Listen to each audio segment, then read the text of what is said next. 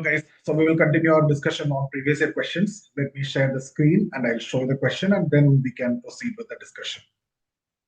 So, as you see here, the question is talking about distinguish between people being socially excluded and people excluding themselves socially, right? So here, one thing that is very clear, one is voluntary exclusion and the other is non-voluntary exclusion. People exclude themselves because of their privacy, that kind of exclusion, that kind of exclusion you can say.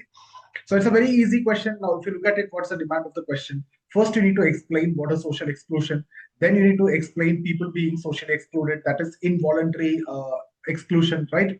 And then you talk about explain those who are excluding themselves socially, right? For example, if I want more privacy, this very ultra rich people or celebrities, right? They exclude themselves socially, right? That is voluntary and that's a self exclusion.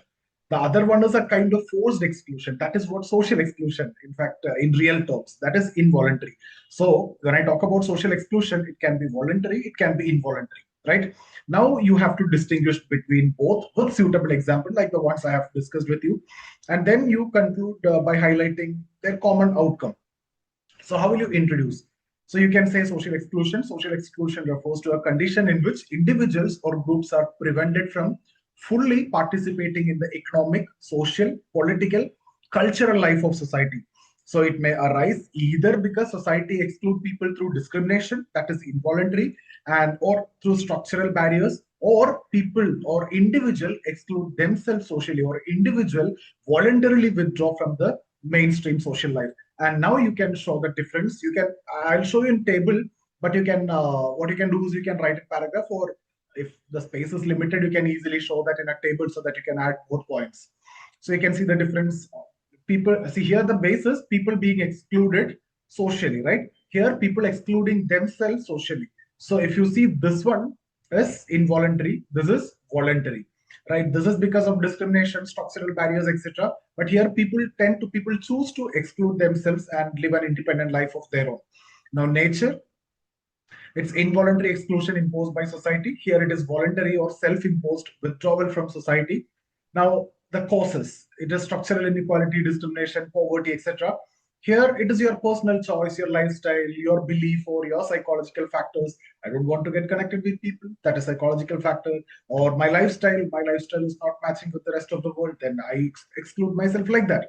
Or agency, if you see, individual has very little control, right? Because it is the discrimination, poverty that you're facing. Here, individual exercise the greater control over the withdrawal. He decide to withdraw.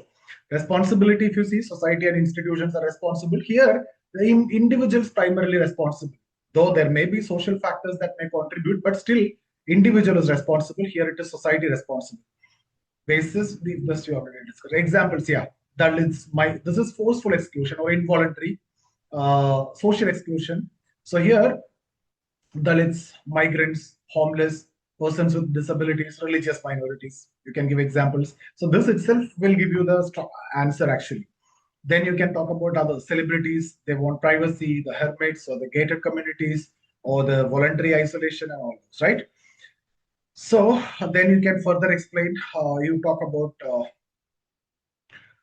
people being excluded socially excluded, right? Economic exclusion, political exclusion, social exclusion, cultural exclusion. I have given enough example. You can just take a post, you can note down if you want. Otherwise, I'll share the PDF anyway. So economic exclusion, it's like you don't have money, you don't have employment, you don't have housings or assets, limited access to education, healthcare. Political exclusion means low participation in terms of politics, limited voice in decision making, denial of rights and representation. Social means in terms of caste, in terms of class, race, gender, disability, or religion, or it could be stigma, social isolation, like that.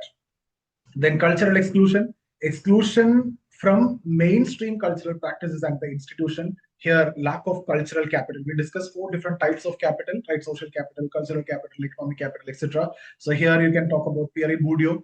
Unequal social and cultural capital actually produce and reproduce exclusion. Then here you talk about the different advantages.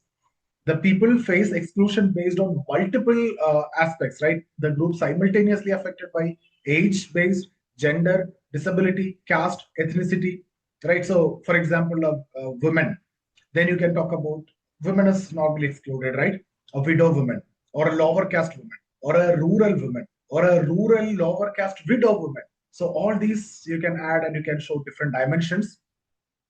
Then migration status, social orientation. Now, again, intergenerational exclusion in terms of poor health, poor education, limited opportunities, cycle of poverty, that all we discussed in the sessions, right?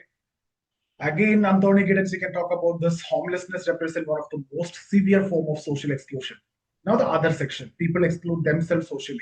That could be residential self-exclusion, that is the rich gated communities, exclusive residential enclaves, and then the status-based isolation, the celebrities and the business elites, they maintain exclusivity, politicians and bureaucrats, then religious withdrawals like hermits and monks, and then the psychological withdrawal due to drug addiction, delinquency, all these anomie, etc., escapist behavior, then lifestyle choice. You choose limited interaction for your privacy and personal belief.